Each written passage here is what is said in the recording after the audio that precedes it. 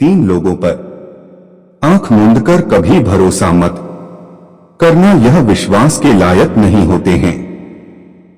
दर्शक बंधुओं, किसी शहर में एक राजा रहता था। राजा के 3 बेटे थे। तीनों राजकुमार जब सयाने हुए तो वे शिकार खेलने जाने लगे।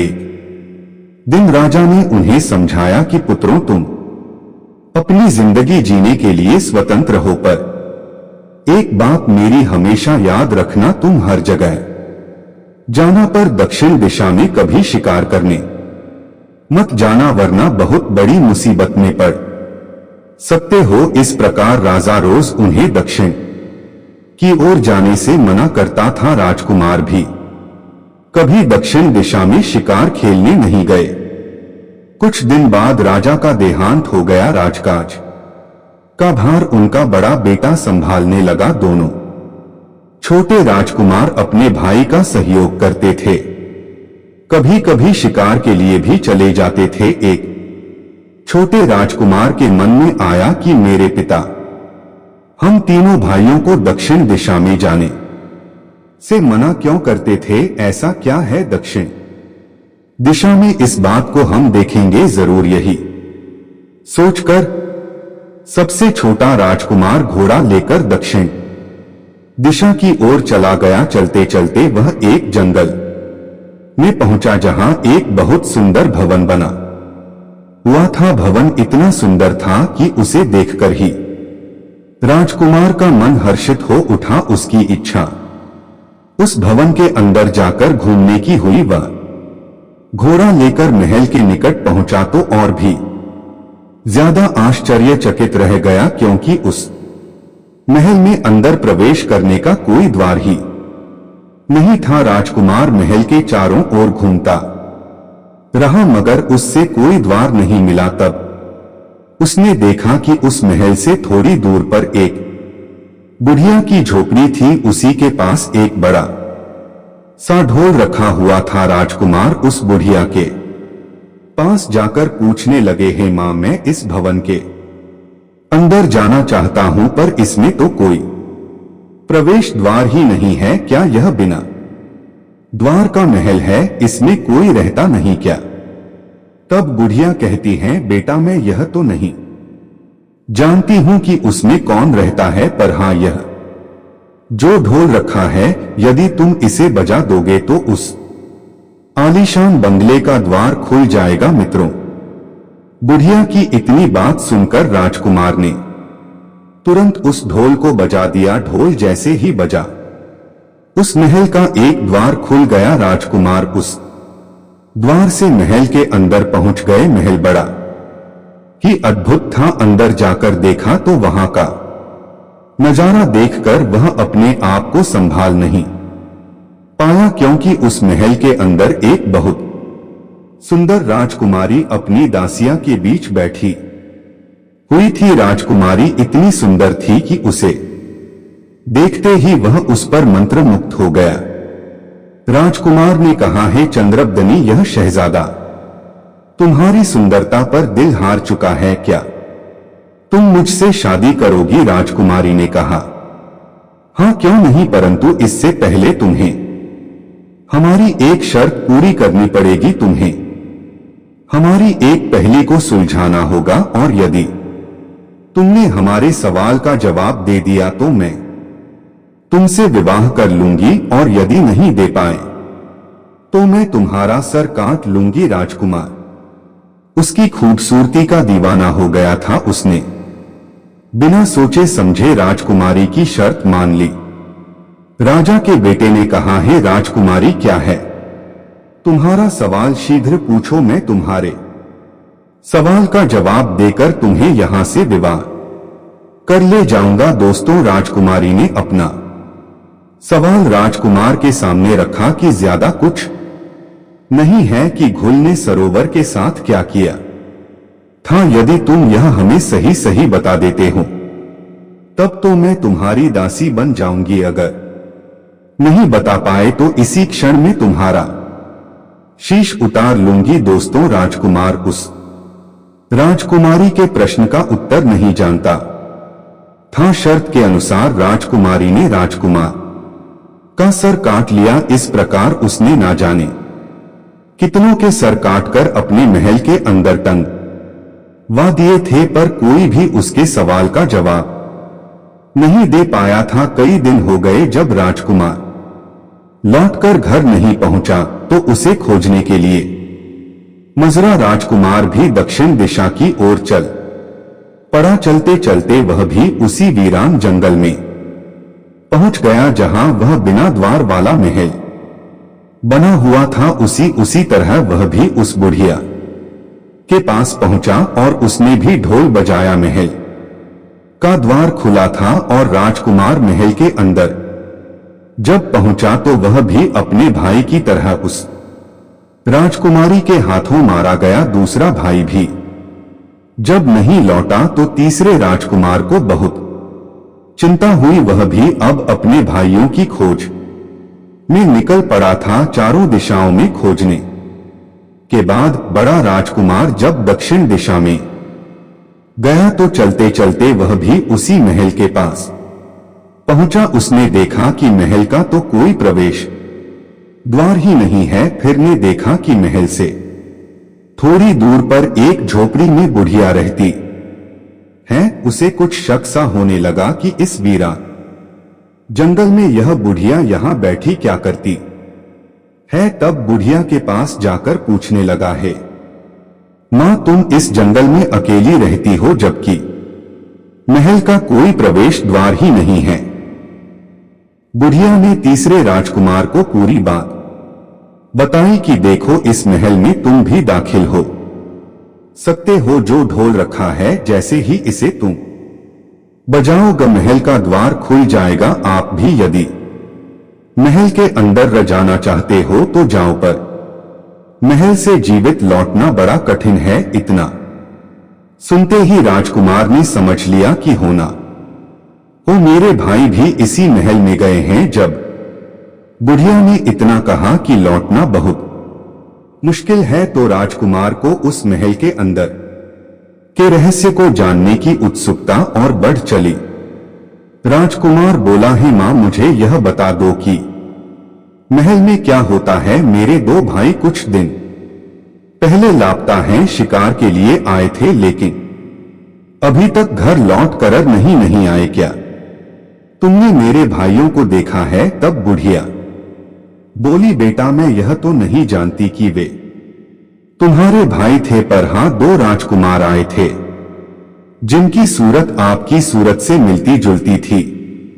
वे दोनों इस महल के अंदर गए और राजकुमारी के हाथों मारे गए होंगे। तब राजकुमार ने पूछा कि मेरे भाइयों ने राजकुमारी का क्या अपराध किया था? तब बुढ़िया बोली, बेटा तुम्हारे भाइयों ने अपराध तो कुछ नहीं किया था, पर राजकुमारी का यह शौक था। महल के अंदर एक बहुत सुंदर शहजादी रहती है, कोई भी पुरुष उसे देखते ही पागल हो जाता है। हर कोई उसे पाना चाहता है। यही तुम्हारे भाइयों का दोष रहा होगा कि वे उस राजकुमारी की सुंदरता पर बीस गए होंगे, पर वह राजकुमारी इतनी निर्दय है, जितनी सुंदर है उतने ही मन की काली। जो कोई उससे विवाह करने की इच्छा प्रकट करता है, वह राजकुमारी उनसे एक सवाल करती हैं कि गुल ने सरोवर के साथ क्या किया। जो राजकुमार उसके सवाल का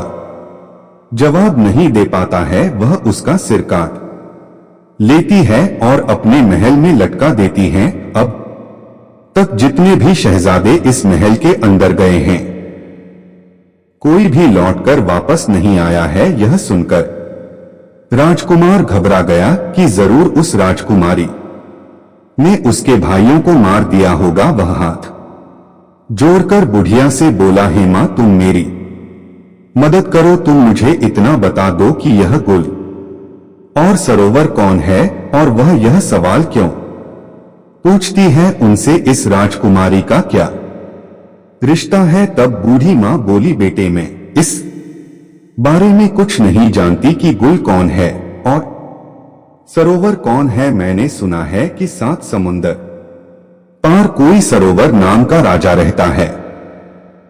राजकुमार बोला, मां, अब मैं इस महल में तभी प्रवेश करूंगा जब उसके इस प्रश्न का रहस्य ढूंढ कर लाऊंगा। मित्रों, इतना कहकर बड़ा राजकुमार घोड़े पर सवार होकर आगे को चल दिया। चलते चलते कई जंगलों को पार करता हुआ वह समुद्र किनारे पहुंचा। वहां एक पहाड़ी पर एक सहदुल नाम का पक्षी रहता था। उसके बच्चे भी थे। वह पक्षी कहीं भोजन की तलाश में गया हुआ था। उसके बच्चे घोंसले में थे। कहीं से एक अजगर सर्प उन बच्चों को खाने के लिए उनकी ओर बढ़ रहा था। बच्चे सर्प को देखकर बुरी तरह चिल्ला रहे थे।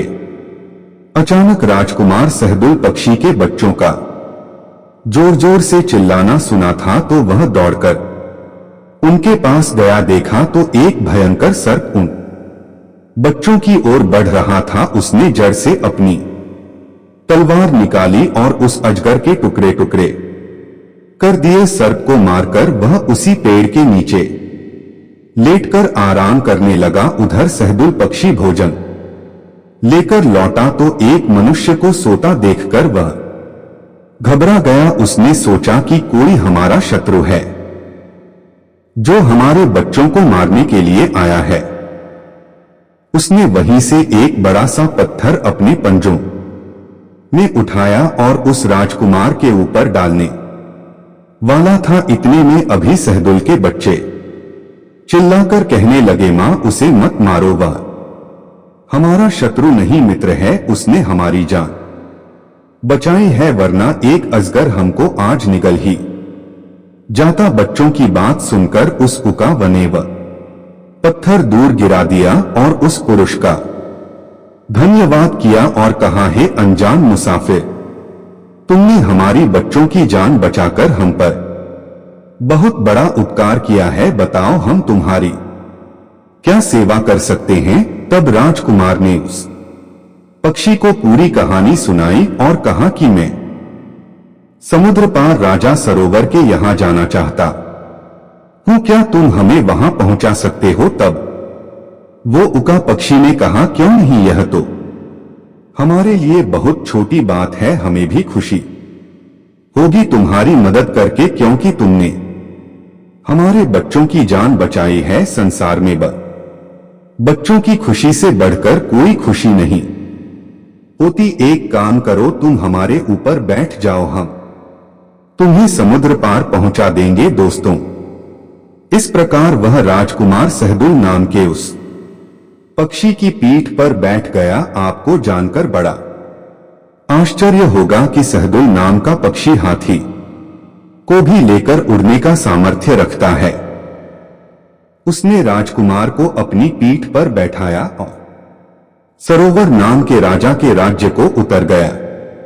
राजकुमार ने उस पक्षी का धन्यवाद किया और कहा कि देखो, तुम्हें एक बार हमारी मदद और करनी पड़ेगी। हम जिस काम से यहां आए हैं वो काम हमारा बन जाए तो तुम हमें यहां से बुलाकर ले जाना। उका उन्हें कहा, तुम चिंता ना करो, यह लो, तुम हमारा एक पंख रख लो। जब तुम्हें हमारी जरूरत पड़े तुम यह पंख अग्नि में जला देना। हम समझ जाएंगे कि तुम हमें याद कर रहे हो और हम तुम्हें लेने के लिए चले आएंगे। दोस्तों, इस प्रकार वह पक्षी लौट गया। राजकुमार राजा सरोवर के यहां उनकी कचहरी में पहुंच गया। राजा रोजाना दरबार में आए हुए फरियादियों की फरियाद सुनता था। राजकुमार रोजाना जाकर राजा की कचहरी में बैठ जाता था। सुबह से शाम तक बैठता था, सबकी सुनकर चुपचाप लौट आता था। एक दिन राजा के उस राजकुमार पर नजर पड़ गई। राजा ने देखा कि यह नौजवान रोजाना कचहरी में आता तो है और सबकी सुनकर चुपचाप लौट जाता है, अपनी तो कहता ही नहीं। राजा ने आज उसे ही सबसे पहले बुला लिया और पूछा, बेटे, तुम रोज दरबार में आते हो और सुबह से शाम तक बैठे रहते हो, सबकी सुनते हो और चुपचाप लौट जाते हो। तुम्हारी भी कोई फरियाद होगी तो हमें बताओ, हम तुम्हारी जरूर सुनेंगे, राजकुमार ने कहा। महाराज, यदि आप हमें वचन दो तो मैं अपनी बात आपसे कहूं। तब राजा ने उस राजकुमार को वचन दिया कि ठीक है, आपकी जो समस्या होगी हम उसे सुनेंगे और पूरा करेंगे। तब राजकुमार बोला, महाराज, मेरी वैसे तो कोई फरियाद नहीं है, मैं एक प्रश्न का उत्तर जानने आया हूं। राजा ने कहा, पूछो, किस प्रश्न का उत्तर जानना चाहते हो? तब राजकुमार ने पूछा, महाराज, मुझे आप इतना बता दीजिए कि गुल ने सरोवर के साथ क्या किया था। राजकुमार का प्रश्न सुनकर राजा कुछ देर के लिए तो चुप हो गया और काफी देर सोच विचार करने के बाद बोला, बेटा, हमने तुम्हें वचन दिया है तो हम तुम्हें तुम्हारे प्रश्न का जवाब जरूर देंगे, परंतु हमारी भी एक शर्त है। हम तुम्हें यह तो बता देंगे कि गुल ने सरोवर के साथ क्या किया, लेकिन बताने के बाद हम तुम्हारा सर काट लेंगे। राजकुमार ने कहा, ठीक है, मुझे प्रश्न का उत्तर जानना है, आप हमारा सर काट लेना।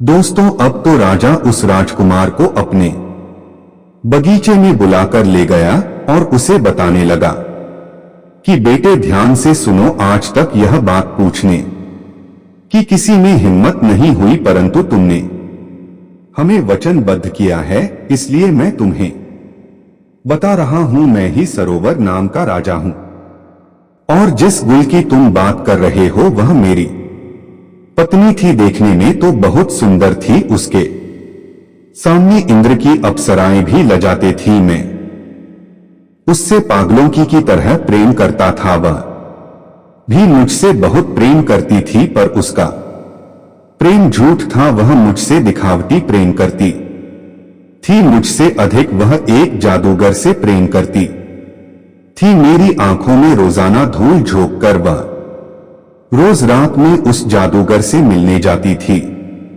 उसके लिए भोजन का थाल सजाकर ले जाती थी। उसका रोज का नियम था, मेरे सोने के बाद वह रोज रात को उठकर उस जादूगर कुटिया पर जाती थी। एक दिन मुझे किसी काम की चिंता के कारण नींद नहीं आई, यूं ही आंखें बंद करके पड़ा रहा तो मैंने देखा कि मेरी पत्नी आधी रात के समय भोजन का थाल सजाकर जंगल की ओर चली गई। मैं चौंक कर उठ बैठा और अपनी स्त्री गुल का पीछा करते करते गया, उसी जादूगर की कुटिया पर पहुंच गया। मैं उनकी बातें ध्यान से सुनने लगा। जादूगर ने और मेरी रानी ने मिलकर मुझे मारने की योजना बनाई। मैं उसके असली चेहरे को उस दिन समझ गया था। रानी के जाने के बाद मैंने उस जादूगर का शीश काट लिया, परंतु इस बात को रानी नहीं जानती थी। जादूगर के साथ प्रेम संबंध रखने के कारण गुल भी जादू की विद्या में माहिर हो गई थी।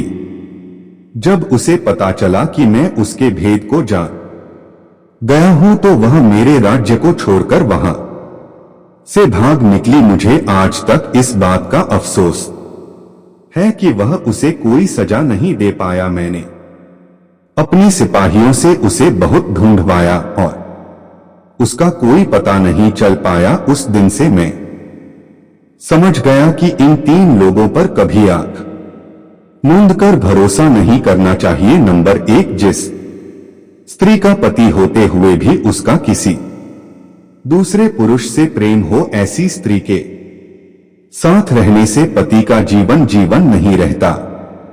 नंबर 2, जिस पुरुष के साथ पुरानी शत्रुता हो और अब आपका वह मित्र बन गया हो, उसका कभी भरोसा नहीं करना चाहिए। नंबर 3, जिसका गुप्त राज आपको पता चल गया हो, ऐसे व्यक्ति का कभी भरोसा मत करना। यह मेरी कहानी है, क्योंकि तुमने मेरा गुप्त भेद जान लिया है, इसीलिए मैं तुम्हें अब जीवित नहीं छोड़ूंगा।